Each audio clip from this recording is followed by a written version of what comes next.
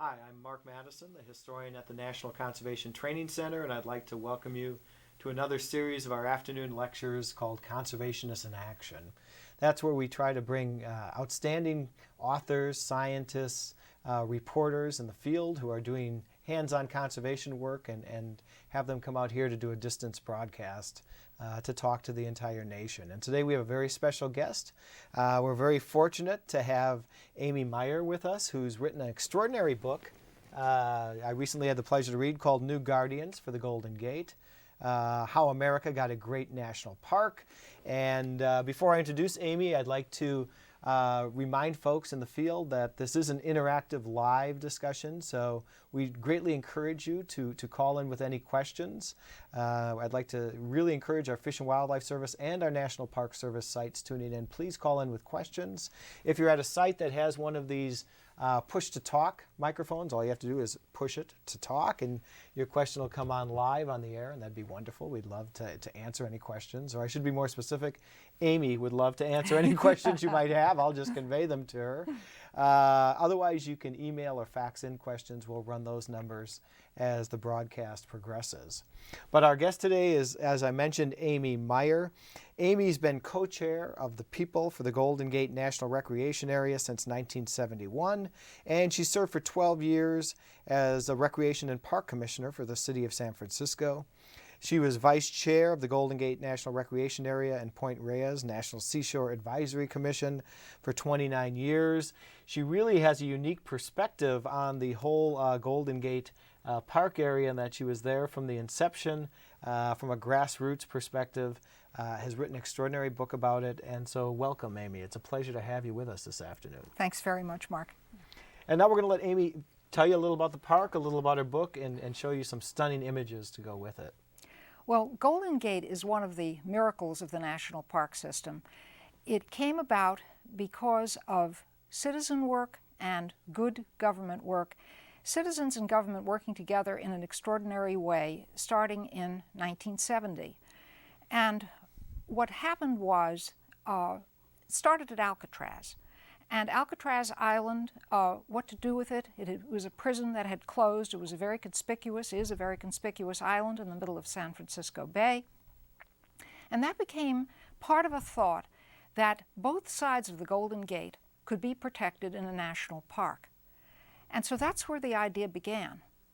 But when the citizens originally heard about it, it was just a small project of a local neighborhood piece of military land that was intended for another purpose.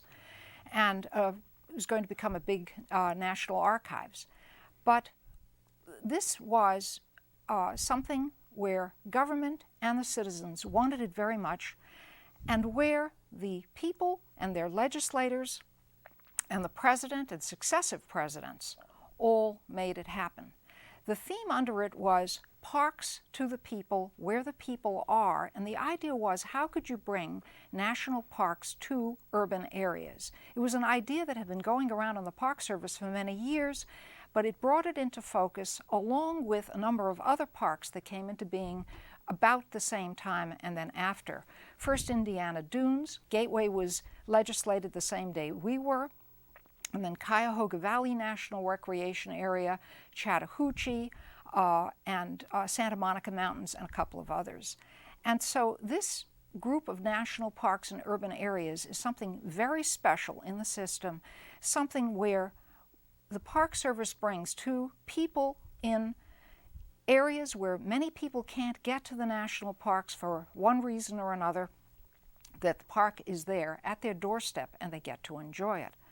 What I want to do is show you some slides of what we saved and how we saved it, and then go on from there. Sounds good. So, the first slide is a picture by Ansel Adams taken before the Golden Gate Bridge was built.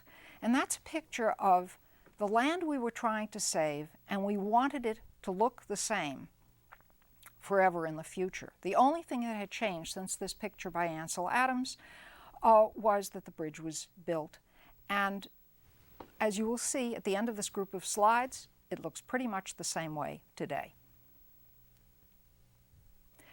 I want to give you first a sense of the map of where this is.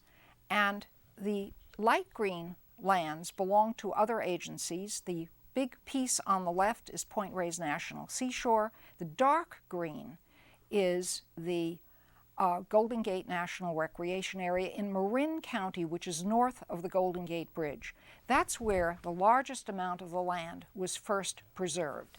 And as you can see from all the green land here, the idea was to preserve as big a contiguous area as we possibly could, so that within Point Reyes' 71,000 acres and about 40,000 acres of Golden Gate and the Marin Municipal Water District and other lands, a huge area was set aside that would be the best habitat for people, the best habitat for plant life and for wildlife.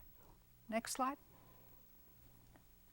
The south of the Golden Gate, and now the Golden Gate is at the top of the picture, the park follows the rim of San Francisco in the north and to the west, and then comes all the way down into San Mateo County, which is the county to the south of San Francisco.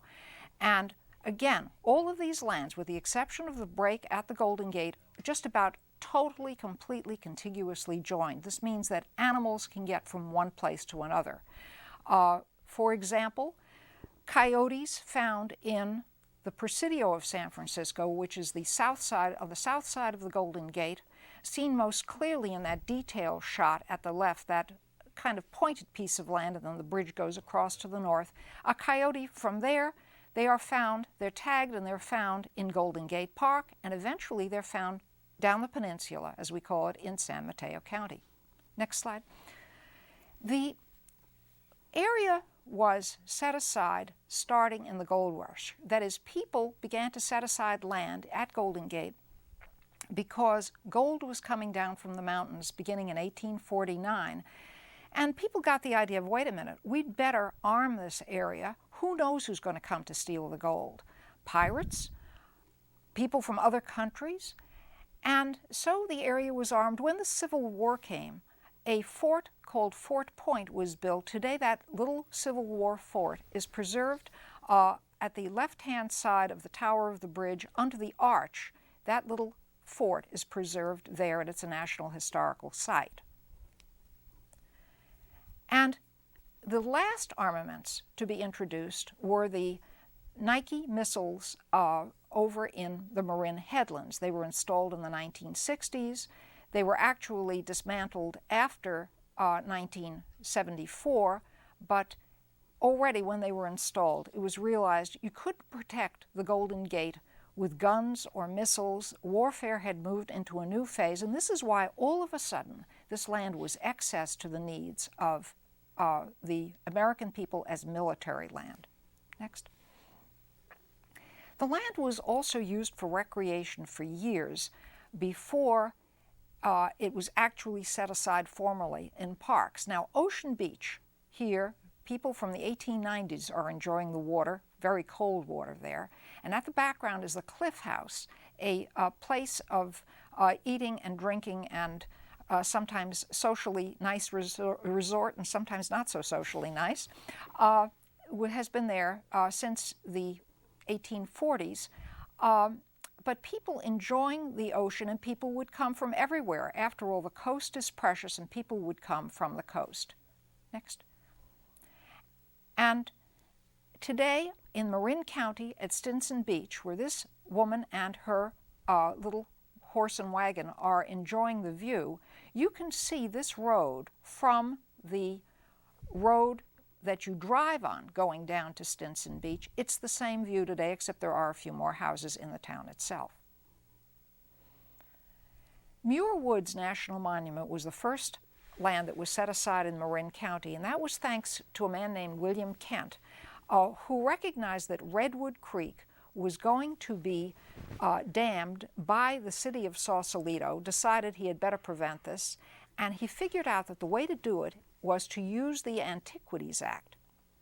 And so Muir Woods National Monument was offered, that is, the land was offered to Theodore Roosevelt, and the president accepted it Although the Antiquities Act was generally intended to set aside such things as Navajo ruins, after all, what's older than a redwood tree?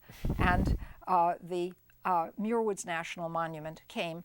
In the end, its 560-odd acres are almost entirely donated by the Kent family. We also, to the north, as I showed you on the map, have Point Reyes National Seashore. And here, President John F. Kennedy is congratulating Congressman Clem Miller, who was the primary moving force in saving the acreage of Point Reyes National Seashore. An old line, much more an old line looking park in its completeness and structure, but actually having live and active ranching within its borders, as does Golden Gate. Next. And here is a scene of the cliffs of Point Reyes National Seashore. Next. In San Francisco, we were used to seeing a lot of green because not only did we have the Army, but also our mayors set aside land. They got Ocean Beach actually in a deal with squatters who had come out there, who had settled in the town, taken over lots, and they gave them some land and captured the beach. Another mayor got us an area known as China Beach because the Chinese fishermen used to go from that beach, and so forth, so that the whole rim of San Francisco was public and green, either because of the Army or because of the city, except for that white building that you can see in the middle of all of the greenery and the ocean, and that's the Cliff House, again, a restaurant, and, well, essentially a restaurant, an amusement place. Go ahead. And on the Marin side, the feeling was the same. From Mount Tamalpais State Park, which this is, and which is inside the boundary of Golden Gate, just in case the city or state park system ever gets tired of it. From here, from above Ridgecrest Boulevard, you can look all the way back until you see the city in the far background. One of the reasons for showing this picture is because a city was actually planned to go right across the middle of the gray-blue area of the slide, that is in southern Marin County. It was to be called Marincello. It was going to have 30,000 residents. It was supposed to be a self-contained city of people would live and work there, and they would never drive the 5 miles it would take them to get from the entrance to the Golden Gate. Well, originally, people believed that, and then after a while, fortunately, the developer and his partners, the Gulf Reston Corporation of Virginia, decided that they had a falling out. And when they had a falling out, there was time to think, and then the developer died. And then it became possible for people to recognize, oh no, we don't want to have this city, we're going to lose something that we could never get back. And so fortunately, when we turned to the park, this land, which was over 2,000 acres, but in a belt that would have been right across it, this land was still intact. Okay? The park began on a scruffy piece of land between the California Palace of the Legion of Honor, which is a museum in the lower right-hand corner, and at the top of the picture, the largest buildings closest into the green are the buildings of the Fort Miley Veterans Administration Medical Center, a VA hospital. And that scruffy piece of land in between, behind the museum you can see the gray of a parking lot, and then to the left the grass and trees.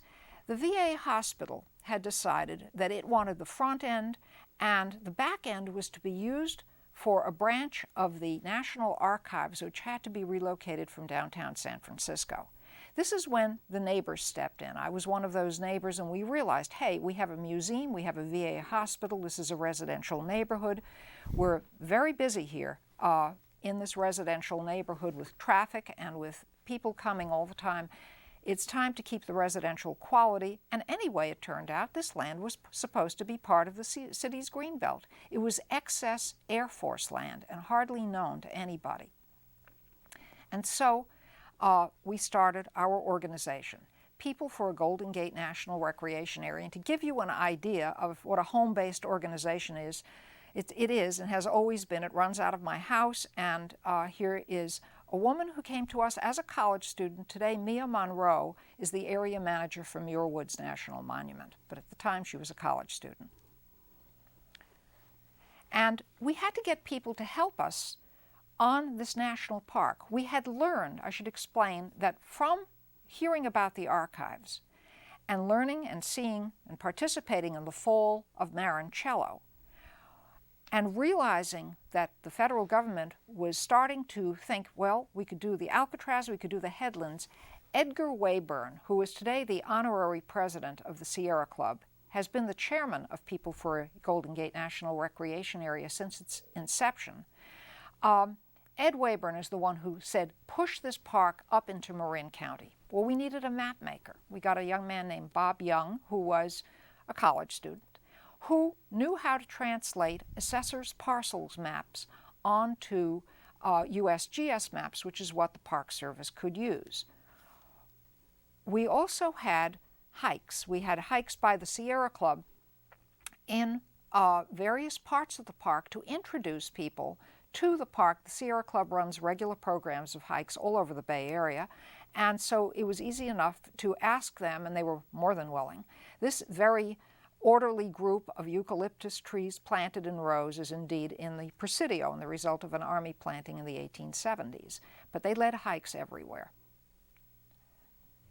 And we asked the ranchers to help, and this ranch family will stand for all of them. This is the Stewart family of Olema, and Boyd Stewart, the patriarch of the family, died a couple of years ago at the age of 101. Today, his granddaughter, Amanda, to the left, is running the ranch with her husband, and her son, Stuart Campbell, is starting his own 4-H project. He's got 2 Jersey cows, one has just had a calf, and so we have active living ranches here, but this is the family that above all helped to rally the ranchers, not only at GGNRA, as we call the park for short, but also had done so originally in the 1960s for Point Reyes. The only objections we ever really heard were from people who were concerned about the future of the Presidio of San Francisco. This venerable Army area had been military since 1776 when the Spanish came, and then it had been turned over to the Mexican government in 1824, and in the Treaty of Guadalupe Hidalgo, and it and other lands were turned over to the American government, and this would have happened in 1848, just before the gold rush. These Presidio takeover planners, the captions can't be seen here, but it says, you know, oh, we're just looking around. And this very angry MP is saying, hey, wait a minute, you know, what are you doing on my turf? But in fact, the Park Service didn't know so well, but our very wonderful Congressman Phil Burton did know, and a few others knew, that gradually, since the 1930s, there had been attempts to close the Presidio, which was more and more becoming an administrative post, very expensive, but not possible to keep in running order. The people who made this possible include Richard Nixon, who was the president at the time, who was persuaded by people in his administration, first Walter Hickel, the Interior Secretary, and a former governor of Alaska. We thought, gee, Hickel isn't going to understand parks to the people in urban areas, but he did. And when he left office, and Rogers Morton, who is shown behind Nixon in this picture, a congressman from Maryland took his place, and a very well-loved congressman and an excellent Interior Secretary came in. He backed the park to the hilt. We also had the legislators who made this possible.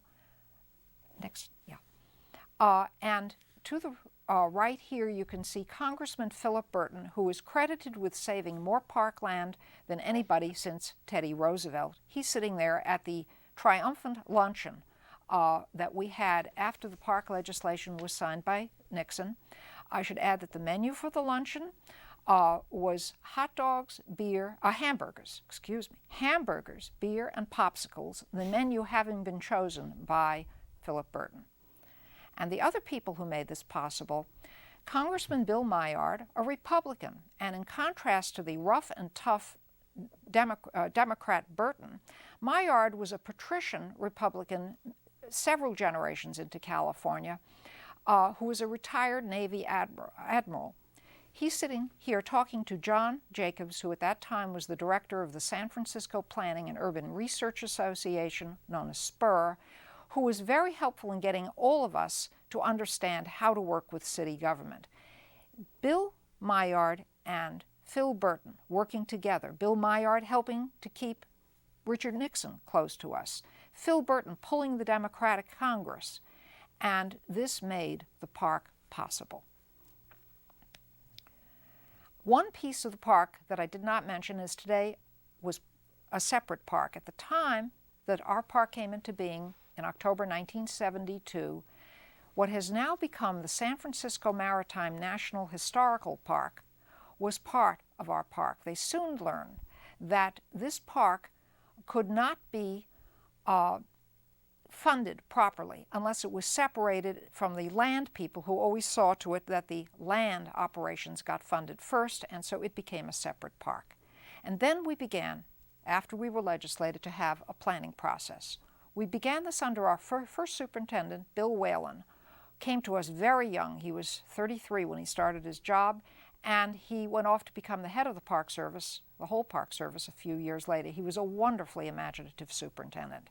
He started a planning process of which this little newsletter piece will give you an idea, a people's guide to the future of the national parks next door. And we were all invited, everyone was invited to come and help plan this park. Bill Whalen really believed in his advisory commission. Next slide. And we had an advisory commission that took its job very seriously. I can't say enough how much work we did and how sorely this commission has been missed since it was sunsetted in 2002. Most of the work that we did had to do with the policies for the park, the location of trails or the placement of buildings. It was advice, but it was advice that Bill Whalen and his successors took very seriously. Next. Sometimes we had battles we had not intended to fight.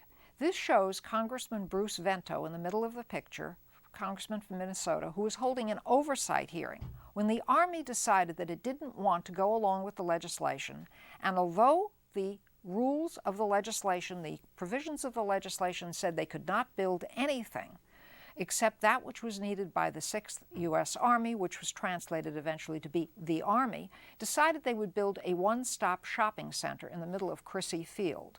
In a few moments we'll see another slide of Crissy Field and how it looks today. And here it is. This is Crissy Field as fixed up when we were a park with the help of one of the finest organizations you can imagine, the Golden Gate National Parks Conservancy. For this particular project, they raised $34 million locally. The only project that's had anything equivalent was the Statue of Liberty Ellis Island project, and the money for that, which was more, was raised nationally. This is the auxiliary organization, our cooperating association for Golden Gate. And here are a couple of other things that they do. They got a local artist with a firm, Michael Schwab, to donate graphics that would tie the park together. The park has so many different places, and each has such a distinctive aspect to it. How do you tie a park like this together and get people to understand that a park that's now 85 miles long and 80,000 acres in 3 counties, that all of it belongs together? And the answer is you do it with graphics. And they sponsored a habitat restoration program. I would add that the man with the gray hair in the foreground of the picture is our superintendent, Brian O'Neill, wonderful superintendent, who is helping to weed on a weekend, I think getting a taste of what habitat restoration means and how essential this is, because the land was very much disturbed, that we had to bring back native species. We are a park with many endangered species, including the mission blue butterfly. There are 3 of them in this picture. You can see the center one clearly, and there are 2 in the lower right-hand corner. But this park only thrives on certain species of lupin, and you have to make sure that that lupin stays in place in the few places that it grows in order for this particular species of butterfly to survive. Next. And children study various insects and animals and plants of the park. Here are two children. They happen to be at Muir Woods National Monument, but the education programs are sponsored by the Conservancy, and here they are studying insects in a bug box. And here is a man releasing a banded hawk on the headlands of the Golden Gate. He's from the Golden Gate Raptor Observatory. We have other partners as well, and I'm just going to take up one other one. This is Fort Mason Center on the piers and warehouses below the park headquarters, the grassy area. You can see downtown San Francisco in the middle of the picture. Below it, the green area, is Fort Mason, and lower Fort Mason has piers and warehouses in which events are held, some 700 different sponsors of events a year. So you have to understand that this park has an enormous number of sponsors, cooperators, park partners. It is the public-private partnership is central to this park. And here is one event, the Pacific Crafts Council exhibit held in one of those renovated piers. I should add that when I first saw these piers, nearly every window was broken and vagrants were living in them. This is the distance it's come. Finally, I want to tell you that we moved into San Mateo County after going on with Marin and San Francisco counties for a long time. We went into San Mateo County at the request of people there. I'm afraid that I joke that the shadow over the town of Pacifica is the shadow of former Interior Secretary James Watt, who said, "I am not going, even though Congress has put this land in the park and appropriated $10 million for it, I am not going to give this land or buy this land for the park." We had to have strong bipartisan help in the Reagan administration. Ultimately, it was Senator Pete Wilson who got this piece of land bought and included. And the other piece in San Mateo County is also the last piece of land that has been included in the park at Christmas in 2005. The Peninsula Open Space Trust, this is where most of the action is down in San Mateo County now. And the last piece they added to the park was the 2,400-acre Rancho Corral de Tierra on the Pacific coast. And the whole idea, again, is to join other pieces down there to the park. So this was the final acquisition. And so we come to the last slide. I'm sorry, we don't. Excuse me. I did want to bring up that Nancy Pelosi was the person who saved the Presidio for us. I mean, after it had been put in the park, there was an attempt made to sell it. Nancy Pelosi, now Speaker of the House, got behind the legislation that was necessary to create something called the Presidio Trust. And the Presidio instead was divided in part, as shown in a map here, where the center, 80%, is under the governance of the Presidio Trust, a public-private corporation run by 7 people. I was one of those people for 6 years because all the buildings, there are approximately 470 historic buildings here, and the amount of rehabilitation, renovation, restoration is so incredible that it would financially drown the Park Service. The outer rim, the gray, the dark gray, that's run by the Park Service. It has almost no buildings. It has the coastal lands, of course. And this is one example of the kind of work that goes on at the Presidio today, restoration of historic buildings in accord with the National Historic Preservation Act. And we have interpretation of the Presidio, in this case a volunteer explaining one of the guns at one of the coastal fortifications. And now we come to the last slide, and this is a picture taken from a different vantage point from the Ansel Adams photo at the beginning. Here is the Golden Gate Bridge in the upper middle ground, and the lands of Fort Barry and Baker and Cronkite in the foreground, Except for the Army buildings, all of which are being reused, essentially the landscape is green. And that is, we say, the way the Golden Gate was intended to be, and that's what we were able to keep with the park. Okay? Thank you very much, Amy. That was a wonderful presentation, beautifully illustrated and succinctly presented. I really appreciate that, and thank you so much for being here. I've got a few questions for you, but I'd like to remind viewers this is live. We'd be happy to take questions. If any of you have a question, please use your push-to-talk microphones, or you can email, phone, or fax in a question. We'd love to hear from you. And Amy promises to try to answer any questions you might have. Yeah. Well, one of the things that seemed interesting from the book was the role of citizen conservationists or active citizens in creating this park. Is that fairly unique? I don't, at least not in our area it isn't. Certainly Point Reyes was saved by the citizens originally, and it had to be saved a second time in something called the SOS campaign, or Save Our Seashore. And that was the model in part for our work. But what I see around me, and insofar as I relate to other parks of this kind in other parts of the country, this group of parks has come in because active citizens contacted legislators who really cared. You had John Seiberling at Cuyahoga Valley. You had Bruce Vento himself in one in the northern part of Minnesota. Carter was not a congressman, but Carter knew Chattahoochee. And you had Hale and Lindy Boggs down at Jean Lafitte in New Orleans, just for some examples. And it's always this combination of citizens who care and who go to a legislator who cares and says, please, we need to save this. And I think this has happened in other places. There are two stages. One is the getting of the park, and that, as long as you've got a sympathetic legislator, works. The other part, and you have a sympathetic president and a sympathetic time, but the other one is also after the park is established. This is where I think we are particularly unique. Gateway lost its advisory commission. Santa Monica Mountains lost its advisory commission. We kept ours as long as we could. It was in business 29 years.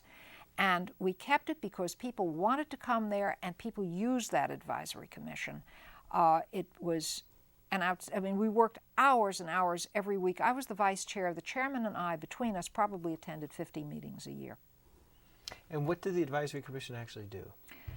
Responded to Park Service plans and programs for the park and encouraged the reaching out into the community so that people would know what was going on, the distribution of environmental assessments, environmental impact statements, the chance to hear responses to those from the public in a forum where we could ask questions. In other words, the public would testify, we would ask questions of the superintendent and other park leaders and our NPS leaders, and the end result was that people felt a tremendous investment in the park. It's no accident that this park, that the Conservancy has been able to raise over $100 million. It's no accident that all these partnerships exist. The real citizen caring has come about with the development of a whole network of park partnerships because government listened and because, above all, people cared. Now, you were co-chair of the People for a Golden Gate National Recreation Area. Was it hard keeping all your members on the same track, keeping them together and focused? It wasn't. No, first of all, we were never a membership organization. I should say that we were always an ad hoc committee. We remain an ad hoc committee to this day. So it gives us we're a network of organizations. At the time of the most intensive legislative efforts, we had between 65 and 70 groups that had signed on to the ideas and the program that we stood for. Today I work with about the representatives of 25 or 30 organizations, and this gives us a chance to interact, get their ideas, but the fundamental program stems from something we had from the very beginning, that we were a single-purpose group. We would not be dragged into side battles. We would get all of our facts straight. So the idea was you reached out to the people or the organizations that knew the most about a subject and tried to get all your facts in order, because when you went to give them to an administrator or a legislator, you didn't want to have to backtrack about it. You didn't want to leave them with suddenly the ground giving way beneath their feet because you had been wrong in the first place. We kept away from intergroup fighting. In other words, I've seen groups sapped, their energy sapped by such things. If someone came in with a chip on their shoulder or sort of ego problems, those people didn't last very long, because the nature of what we did was always, we're doing this for the park. And above all, we would get into some pretty sticky situations. Probably the hardest one was that lawsuit we had on Crissy Field and the one-stop shopping center. And we have had to stick at work. Sometimes I know, sort of loosely calculated, I spent 74 days on that lawsuit. I mean, just doing the plaintiff work for the Sierra Club, which was the official plaintiff, because our organization couldn't be a plaintiff since we weren't organized.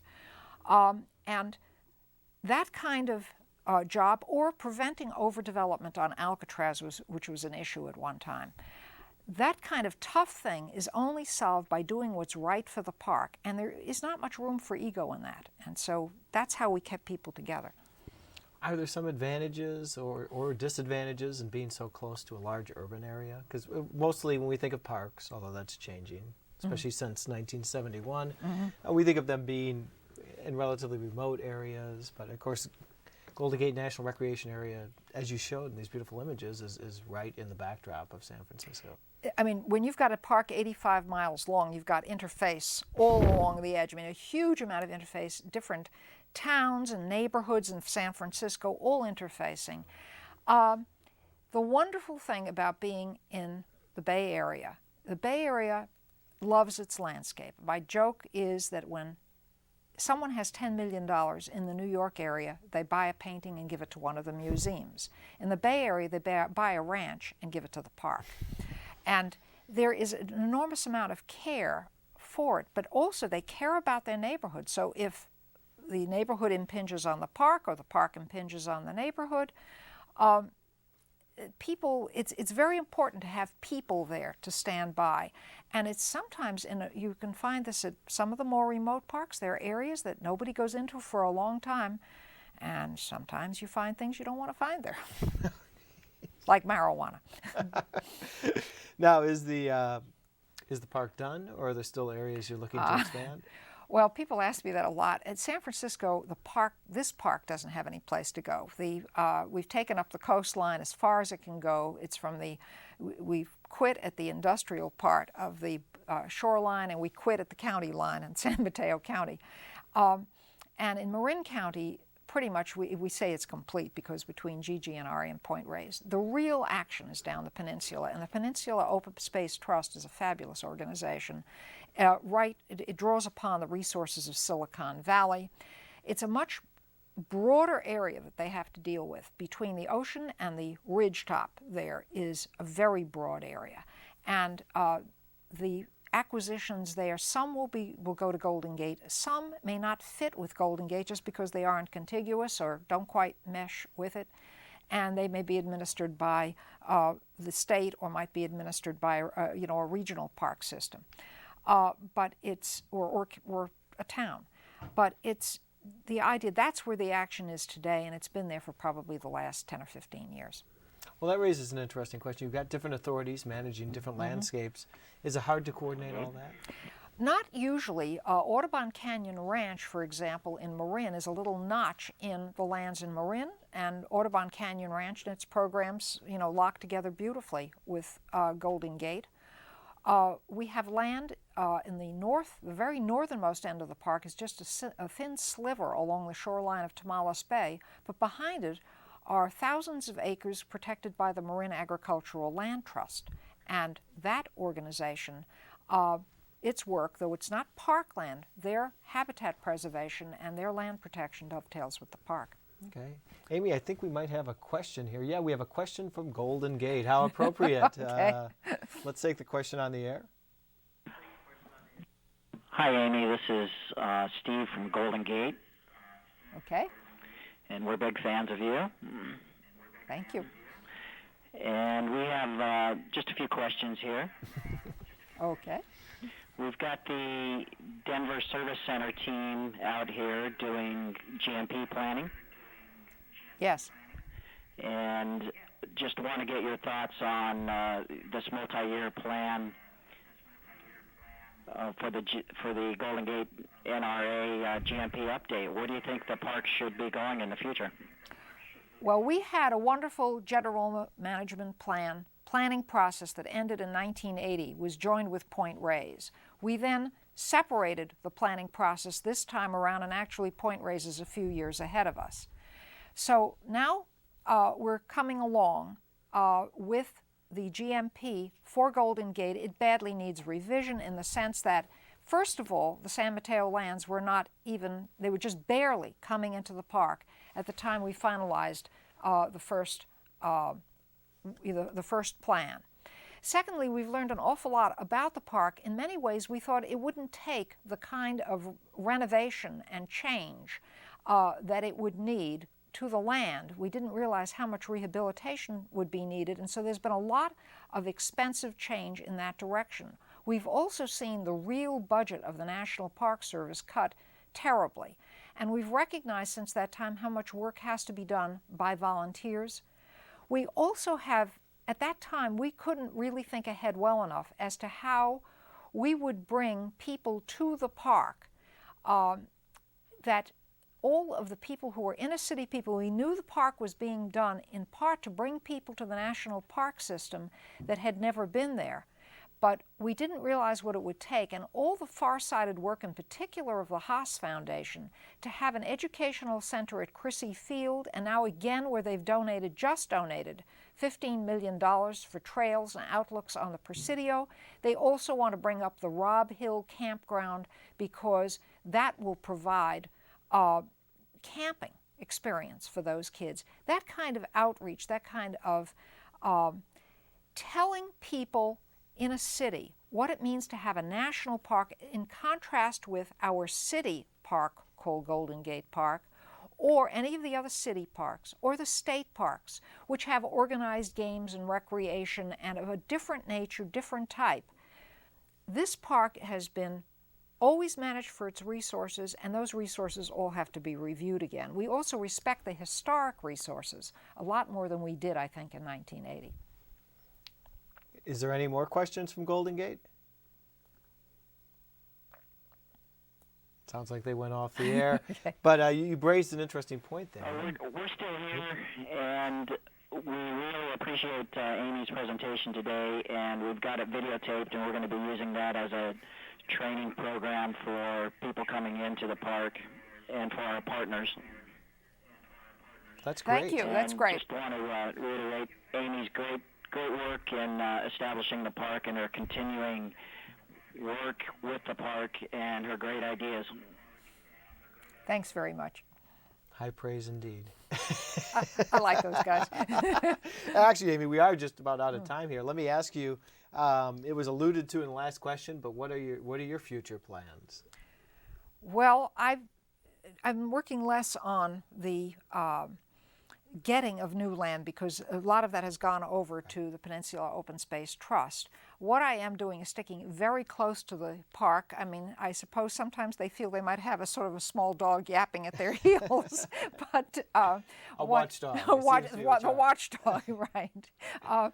But what I'm trying to do for the park today is to keep the constant contact with the people. Because we don't have an advisory commission, I run a little group that about once every 4 to 6 weeks of San Francisco people, that's as far as I can take it, just to keep the issues in San Francisco discussed and worked on. I call it People for the Presidio, but it really takes in all the San Francisco lands. And most of all, to keep carrying that message. This park was done for the natural, historic, scenic, and recreational values, and for the recreational and educational opportunities. And I want to make sure that, in particular, the kinds of national park recreation, the kinds of recreation reliant on the natural and historic and scenic resources, that's the kind of recreation and that's the kind of education I would want to see fostered in this park, and it's a little different from the other park systems in the area. I also have one other thought, if I may share it, Sure. which is, I guess, a general message to anybody who's listening. We did as well as we did because we anticipated ahead of time what might be needed. We had already seen, Ed Wayburn, with the photographer Ansel Adams, had already seen that those Army lands weren't getting much use. At the time that they first brought this up in the 1950s, the Park Service wasn't interested. But when they started working with Alcatraz and with the military lands on each side of the gate, he was the one who pushed us into the ranches to the north. And now, again, we're pushed and have pushed ourselves to the south, because you have to get there before the developers. And for those who want new parkland, who want to save land, who consider land important or just land adjacent to an existing park, to get there early on, before the developers do, it costs a heck of a lot less, and the land always has more integrity when you get it that way. It's very thoughtful words to go out on, Amy. Thank you so much for coming to Shepherdstown. Amy, in addition to doing this distance broadcast, is giving a lecture this evening to the students out here in the local community, so thank you so much. Thank you. I'd like to thank those of you who took the time to tune in this afternoon for this very stimulating and hopefully inspiring talk about creating a great national park.